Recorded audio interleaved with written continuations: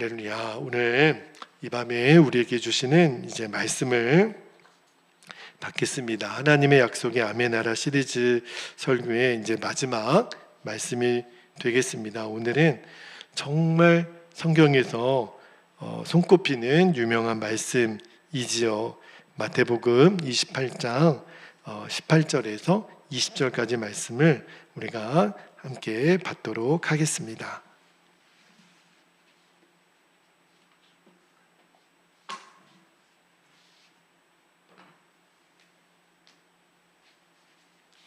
자, 18절에서 20절까지 함께 합독하여 말씀을 받겠습니다. 시작.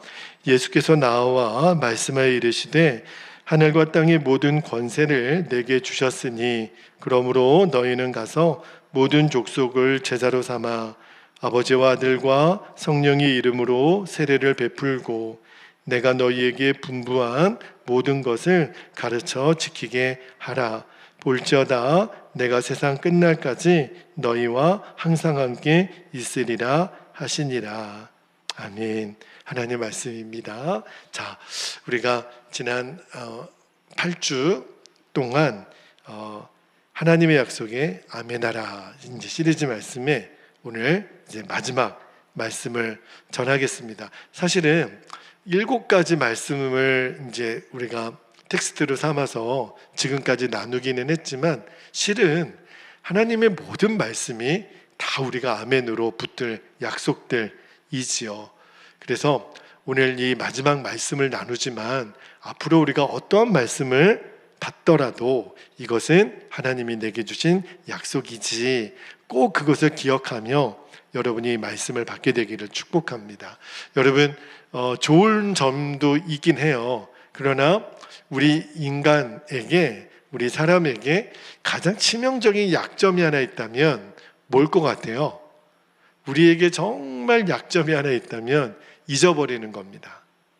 그러니까 흔히 건망증이라고 그러죠. 나이가 많이 또 들어가면 자꾸 이렇게 깜빡깜빡한다는 그런 이야기도 하는데, 자, 그러나 여러분, 우리가 다른 거는 좀 잊어버려도 괜찮아요. 그러나 하나님이 우리에게 정말 우리가 아멘하여 붙들어야 돼 하나님의 약속의 말씀만큼은 절대로 잊어버려서는 안 됩니다. 그 중에 지금 오늘까지 제가 총 7그 텍스트의 말씀을 나눴지만 지금까지 나눴던 말씀을 다 하나로 이렇게 포함할 수 있는, 덮어버릴 수 있는 그 말씀이 오늘 우리가 읽은 마태복음 28장 18절에서 20절, 그 중에서도 20절 말씀, 내가 너희와 항상 함께 있으리라. 정말 이 약속 안에 하나님 모든 약속이 다 들어있다고 해도 과언이 아니에요. 여러분, 정말 이 말씀 한두 번 들은 말씀은 아니죠. 그러나 정말 하나님이 나와 함께 계시다. 여러분, 이 말씀을 들어서는 듣는 걸로 끝내지 말고 이 말씀을 정말 믿는다면 그러면 우리는 다 하나님의 계획 안에 있는 삶을 살게 됩니다. 근데 문제는 제가 지금까지 6번 또 7번 말씀을 전하면서도 드렸지만 왜 하나님은 이런 엄청난 말씀을 주셨는데 우리가 그 말씀을 왜 경험하지 못하나, 왜 누리지 못하나. 하나님이 함께 계시다라고 하는 거를 성경은 기록해 있지만 그거를 내가 진짜 안 믿는 거예요. 누리지 못하고 있는 거예요. 뭘 보면 알 수 있죠? 여러분, 부부싸움 할 때 하나님이 지금 우리 부부와 함께 계시다, 그거를 경험하면서 부부싸움 할 수 있을까요? 또 낙심하고 염려가 찾아오고 은밀한 죄에 빠지고 내가 예수님 믿는다고 하지만 내 성질 하나 안 바뀌어요. 그러면 여러분, 예수님이 내 안에 계시면 뭐예요? 내가 내 안에 예수님이 계시다, 이거를 못 누리고 있으니까.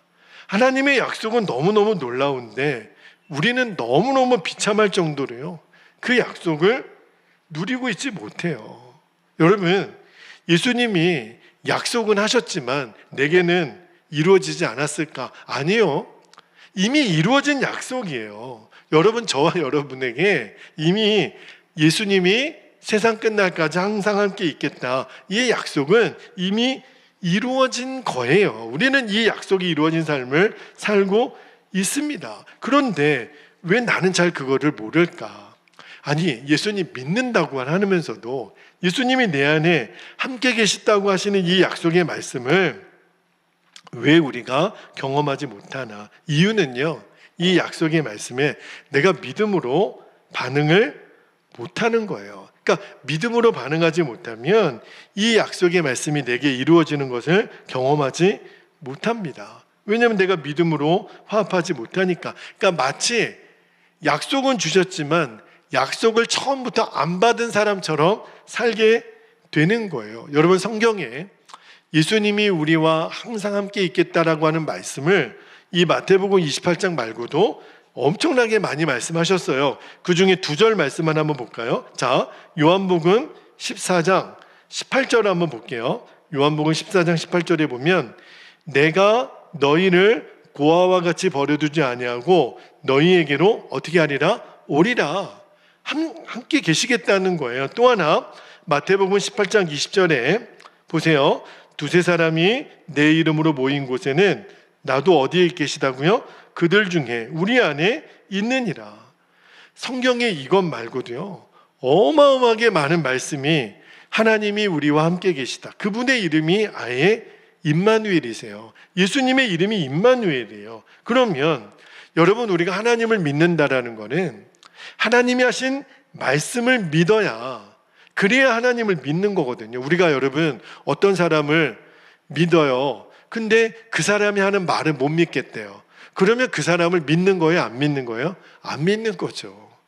그 사람을 믿는다면 그 사람이 하는 말도 믿는 거죠. 우리가 하나님을 믿는다, 이 말은 뭐예요? 하나님이 하신 말씀을 믿는다. 하나님은 분명히 예수님이 내 안에 계시다. 그러면 내가 진짜 믿는다면, 그 말씀을 믿는다면 그 믿는 반응이 나와야죠. 그런데 우리는 말 한마디를 해도 예수님이 내 안에 계신 것 같지 않은 사람처럼 사는 거예요. 그런 말을 얼마나 많이 하죠? 대표적인 예가 뭐예요? 죽겠다는 거예요.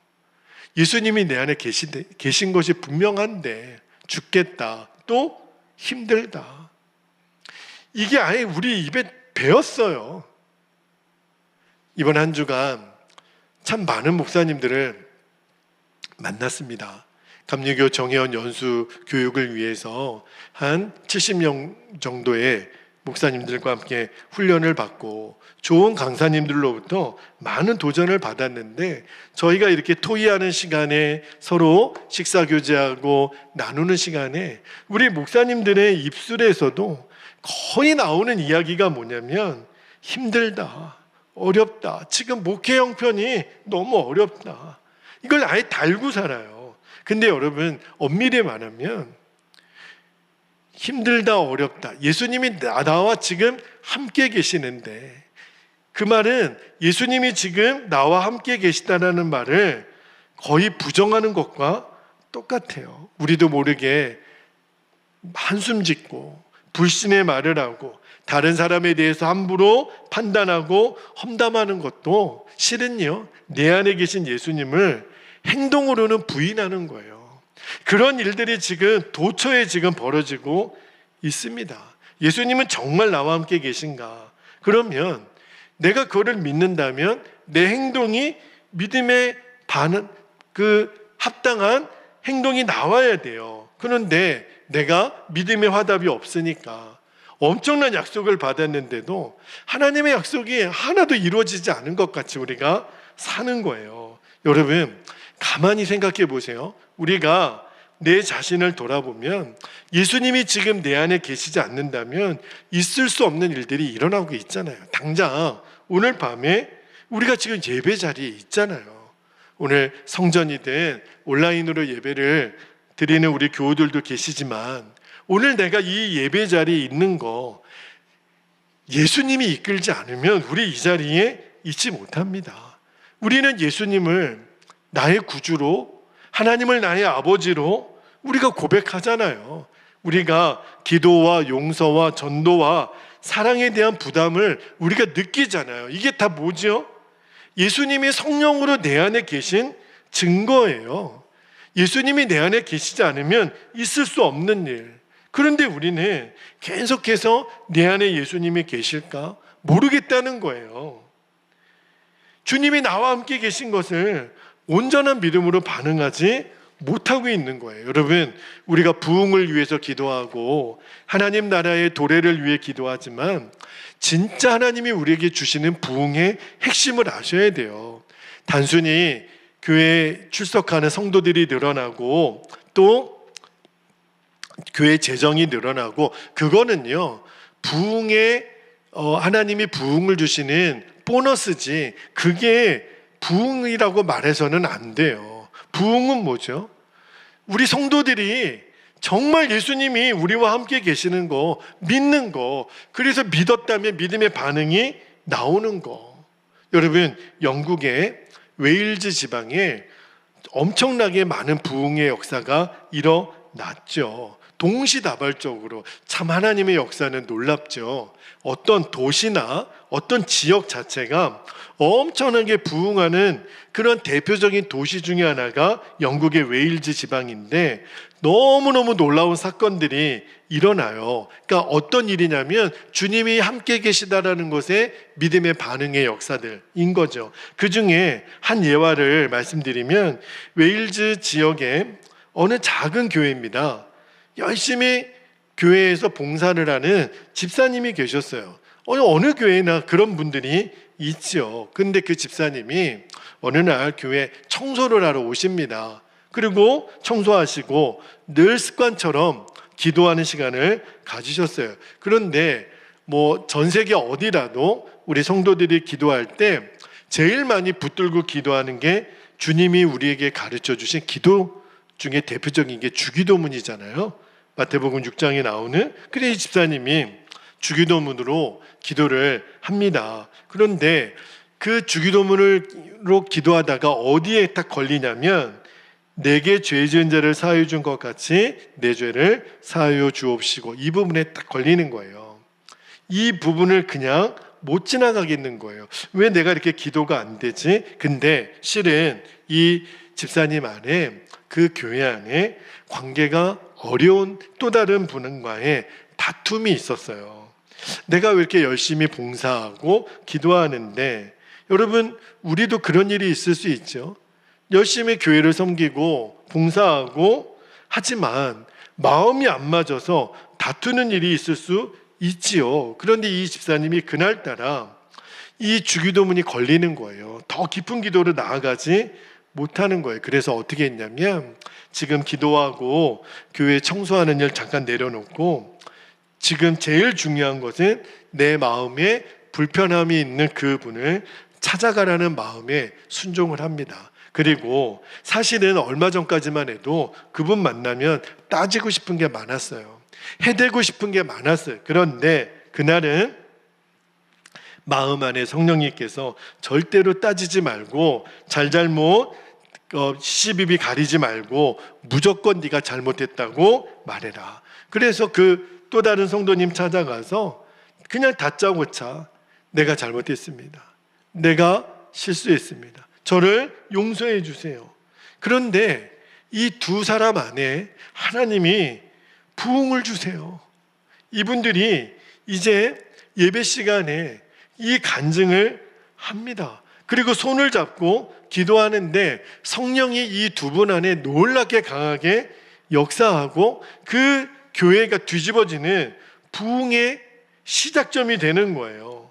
여러분, 그 두 분의 간증을 들으면서 성도들 안에 어떤 감동이 임하기 시작하냐면 이거는 하나님의 역사가 아니면 절대 일어날 수 없는, 저 두 분은 평생 서로 등지고 얘기도 안 할 것처럼 그 두 분이 싸웠다는 이야기를 그 교회 성도들이 모르질 않았어요. 그런데 그 성령님께 순종했던, 그냥 무조건 가서 잘못됐다고 고백하라, 거기에 순종했던 이 두 분이 손잡고 일어났던 그 웨일즈 부흥의 강력한 역사의 출발점이 됩니다. 우리나라도요, 비슷한 일이 있었는데 황해도에 소래교회라는 교회가 있어요. 여러분 한국 그 선교 역사상 제일 먼저 세워진 교회가 이 황해도에 있는 소래교회라는 교회입니다. 그런데 이 교회는요, 보통 우리는 알기로는 한국에 제일 먼저 세워진 교회는 서양의 선교사님들이 오셔서 복음을 전해줘서 교회가 세워졌다고 알고 있는데, 근데 이 소래교회는 독특해요.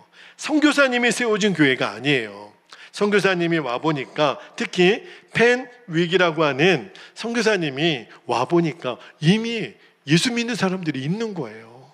어떤 건물이나 조직을 갖춰져 있는 그러한 형태의 교회는 아니더라도 이미 예수님을 믿고 자기들이 모여 기도하고 예배하는 공동체가 있다라는 것에 이 페닉 선교사님이 엄청나게 충격을 받습니다. 그래서 이제 선교사님이 제대로 된 교육을 시키죠.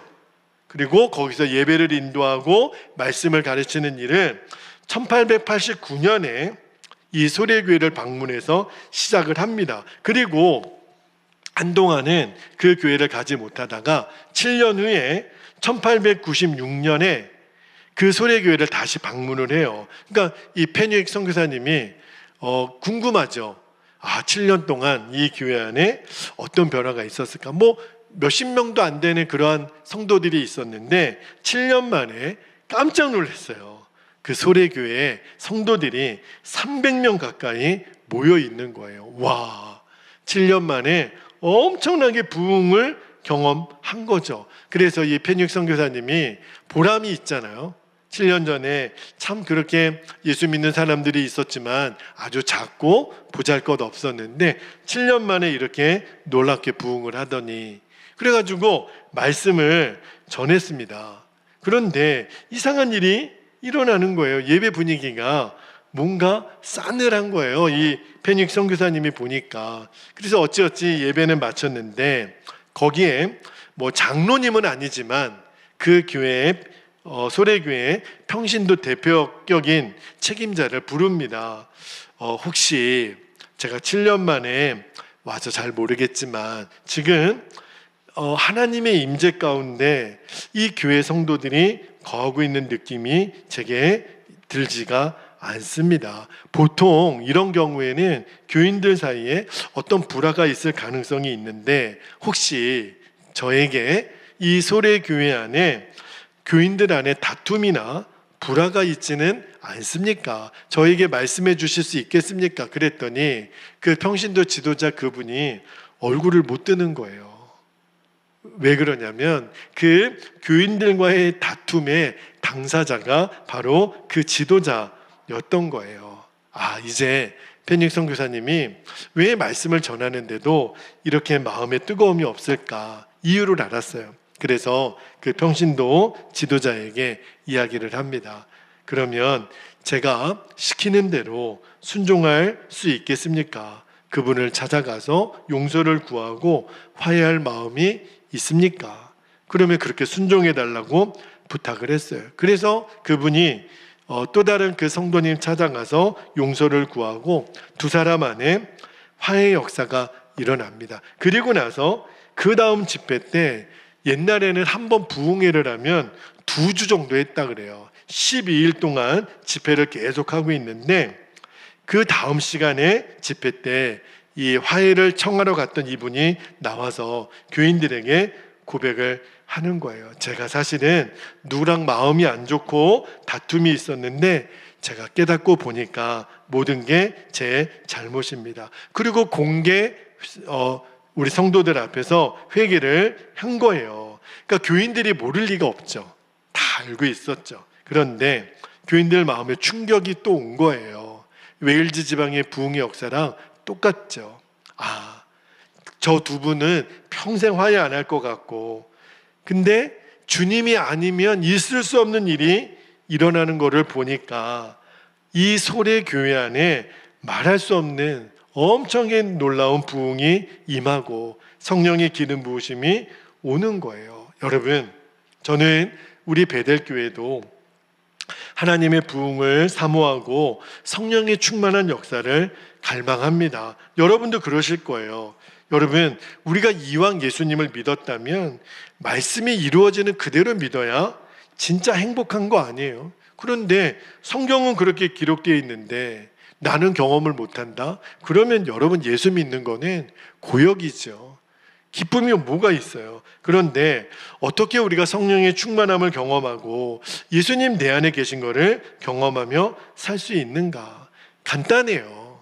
그거는요, 정말 말씀하신 그대로 예수님이 내 안에 계신 것을 진짜 믿는 것이고, 또 하나는 내가 온전한 믿음으로 반응하는 거예요. 믿었다면 그 믿는 행동이 나오는 거죠. 여러분, 우리가 성령의 충만함을 간절히 구하지만 성령님이 내 안에 오셨다, 그것만으로 성령의 충만함이 일어나는 것은 아닙니다. 왜냐하면 이미 저와 여러분 안에는 성령님이 계세요. 성령님이 아니고서는 우리가 이렇게 예배 자리에 있을 수 없다니까요. 목회자 가정이어서 또 오늘 목사님 안 오면은 또 목사님 걱정할까봐 그래서 이 자리에 있는 거 아니에요. 성령님이 이끌어 주신 거예요. 그런데 성령님이 내 안에 계시다라는 것 자체가 부흥을 말하는 것은 아니에요. 성령님 내 안에 저와 여러분 안에 계시죠. 근데 왜 우리 안에 이렇게 충만함이 없는가? 실은 그 성령님에게 순종하는 데 문제가 있는 거예요. 여러분, 성령님은 내게 더 많이 오시고 덜 오시고 어떤 질량이나 부피를 말하는 게 아니에요. 여러분, 성령 충만에 대해서만큼은요, 우리가 성령의 충만함을 기다리고 있는 것 같지만 아니에요. 실은 하나님이 기다리시는 거예요. 우리는 하나님 언제 성령 충만함을 주실 겁니까? 언제 도와주실 겁니까? 우리 교회에, 우리 가정에, 저에게 언제 성령 충만함을 주실 건가? 우리는 안타깝게도 우리가 기다린다라고 생각을 해요. 그런데 아니에요. 그게 사실이 아니에요. 사실은 우리가 기다리는 게 아니라 하나님이 기다리고 계세요. 하나님이 지금 저 베들교회는, 저 베들교회 성도들은 정말 성령님께 진짜 순종할 준비가 되어 있는가? 하나님은 지금 그거를 안타깝게 기다리시는 거예요. 그러니까 결국은 성령의 충만함은요, 우리가 성령님에 대한 반응에 달려 있는 거예요. 우리가 믿음으로 반응하고 성령님이 내게 무엇이든지 말씀하시면 순종함으로 반응하면 지금 당장이라도 성령 충만의 역사는 일어납니다. 그러니까 엄밀히 따지면 성령의 역사하는 일에 제일 걸림돌이 사실은 내 자신이에요. 시험도 그렇습니다. 여러분, 많은 분들이 시험 들었다 그러면 보통 무슨 어려운 일이 있나, 무슨 힘든 일이 있나, 그렇게 여겨지죠. 그래서 이렇게 예배를 참석하시다가 못 오시거나 또는 예배드리는 또 태도나 얼굴을 보면 딱 느껴지는 게 있잖아요. 그러면 집사님, 권사님, 혹시 어떤 어려운 일이 있습니까? 그럼 목회자가 이렇게 물어요. 그런데 여러분, 힘들고 어려운 일이 있어서 시험 드는 거 아닙니다. 시험은 왜 드는 거죠? 여러분, 오히려 시험이 좋은 일이 있을 때, 더 뭔가 잘 될 때, 여러분 세상적으로 돈이 많이 벌리고 세상적으로 일이 잘 될 때 시험은 올 수 있어요. 그러니까 시험의 핵심은요, 내게 어려운 일이 많거나 또 힘든 일이 있기 때문에 시험이 드는 게 아니라, 힘들고 어려운 게 우리의 시험을 주는 절대 조건이 아니에요. 시험은 뭐죠? 내가 그래서 주님을 바라보지 못했다면, 그러면 그게 시험이 되는 거예요. 꼭 이 사실을 명심하기를 바랍니다. 예수님 나와 함께 계시다. 이거는 엄청난 약속이잖아요. 그러니까 이 약속 하나만 진짜 붙잡으면 다른 모든 약속을 다 붙잡은 것과 똑같아요. 그러니까 이 예수님 나와 함께 계시다, 이 약속만 붙잡고 늘 예수님 의식하고 어떤 일을 당해도 말이나 행동에서 예수님 나와 함께 계신 거 믿는 만큼 말하고 행동하면, 그러면 주의 역사는 반드시 일어나요. 근데 그렇게 반응하지 못하고 여기 바라보고 저기 바라보고 이 사람 말 듣고 저 사람 말 듣고, 그러니까 주님이 함께 계심을 놓치는 거예요. 여러분, 성도의 진짜 힘은 여기서 우리와 함께 계시다. 여러분, 성경에 전쟁 이야기가 많이 나오죠. 그런데 여러분, 성경에서 하나님의 백성들이 창이나 칼이나 검을 가지고 싸운 게 아니에요. 모세는 뭐 갖고 바로와 싸웠습니까? 지팡이 하나 갖고 싸웠어요. 삼손은요, 나귀 턱뼈로 싸웠죠. 다윗은 골리앗과 싸울 때 뭘로 싸웠어요? 칼 들고 갔어요? 창 들고 갔나요? 그냥 돌멩이 들고 나갔어요. 기드온은 항아리 횃불 들고 나가 싸웠어요. 여러분, 그게 무슨 무기예요? 지금 열거한 것들이 무슨 무기라도 돼요? 그런데 하나님이 전쟁을 그것 들고 나갔는데도 이기게 하시다니까요. 지팡이 들고 항아리 들고 횃불 들고 돌멩이 들고. 그런데 전쟁에서 이기잖아요. 근데 그 무기가 이기게 한 건가요? 아니에요. 하나님이 함께 하신 증거를 보여주는 거잖아요. 성경에 나오는 모든 싸움은요, 그 무기가 이기게 한 게 아니라 하나님이 함께 하심으로 이긴 거다. 그걸 보여주신 거예요. 똑같아요. 지금 우리에게도 하나님이 우리와 함께 계시는 게 우리의 승리의 모든 것이고 우리의 무기입니다. 이게 세상을 이기는 힘이에요. 이거를 진짜 믿는 사람이 되어야 하고, 그리고 그 사람을 세워야 됩니다. 저는 앞으로 우리 베델교회를 목회하고 세워나가는 원칙이, 또 우리 다음 세대들 청년들을 세워나갈 때도 오늘 그런 마음을 강하게 주세요. 우리가 임직을 할 때도, 또 우리가 청년들에게 어떤 이렇게 세워나가는 오늘 마지막 거의 정점을 찍는 거죠. 나와 함께 계신 예수님, 그분을 바라보는 거예요. 이게 우리에게 주신 가장 놀라운 축복의 핵심입니다. 여러분, 절대 잊어서는 안 돼. 우리가 기억력이 우리가 나빠서 다른 건 다 잊어버려도요, 예수님이 나와 늘 함께 계시다, 이거를 정말 잊지 않게 되기를, 머리로만 기억하지 말고 그것이 정말 저와 여러분의 삶이 되기를. 뭘 보면 알 수 있죠? 말하는 것, 행동하는 것.